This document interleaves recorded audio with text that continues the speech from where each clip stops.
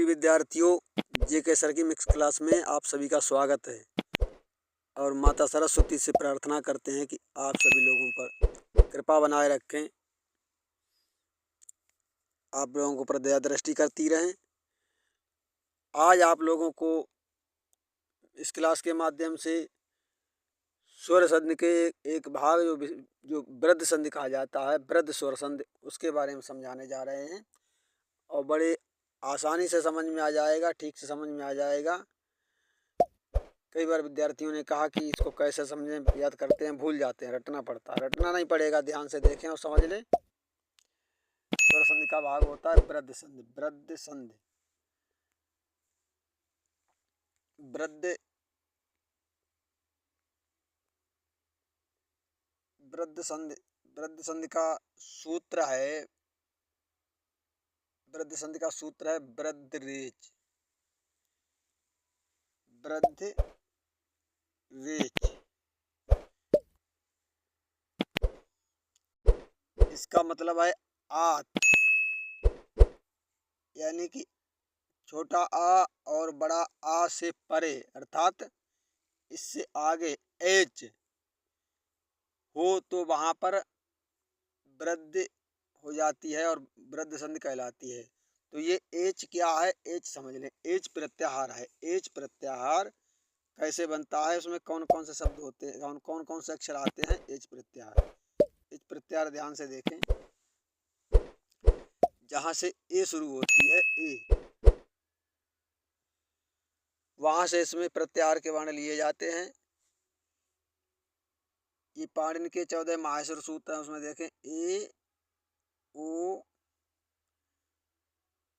ऐ, औ, ये 4 वर्ण इस प्रत्याहार में आते हैं, वही यहाँ पर दिए हुए हैं। क्योंकि ए से शुरुआत और चा दिया हुआ है अंत वाला, तो ये दिया है, तो अंत वाला वर्ण गिना नहीं जाता, अंत वाला अक्षर नहीं गिना जाता है। तो एच प्रत्याहार में ए, ऐ, ओ आता है। तो ये वृद्धि में यही हो जाते हैं। ए हो तो ऐ हो जाएगा, और ऐ हो तो ऐ है ही, और ओ हो तब भी औ हो जाता है। उसके वृद्धि के निम्नलिखित नियम है, उसको ध्यान पूर्वक देखें, गौर से देखें सभी लोग। देखो दिया हुआ है, बड़ा और ए अगर हो या इसी तरह से छोटा आ और प्लस ए दिया हो तो ऐ हो जाएगा, ऐ हो जाएगा। कैसे हो जाएगा, ध्यान से देखें। ये नीचे तालिका दी हुई है, लिखा है कि उदाहरण आप नीचे दी गई तालिका में देखें। तो उदाहरण देखें, दिया है तत्र प्लस एव, तो तत्र में त्रा के बाद आ है, आ, और प्लस आगे दिया है ए।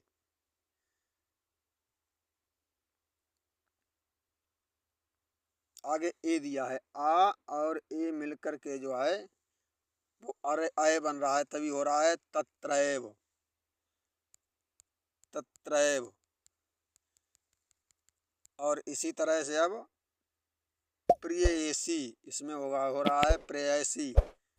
वित्त एषणा, इसमें आ और ए मिलकर के ऐ बन रहा है, वित्तैषणा हो रहा है। मत एकता, ये हो रहा है मत प्लस एकता मिलकर के आ प्लस ए मिलकर के मत एकता, ऐ बन रहा है। तो ये जो है ये वृद्ध संधि के उदाहरण हैं और ये नियम है। दूसरा नियम देखें, और इसी में दूसरा नियम,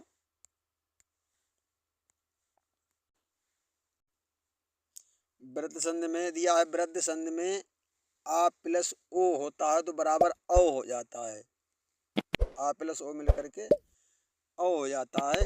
इसके उदाहरण आप नीचे तालिका में देख सकते हैं, लिखा हुआ है। लिखा है कि वृद्धि संधि में आ प्लस ओ होता है तो औ हो जाता है। उदाहरण आप नीचे तालिका में देख सकते हैं।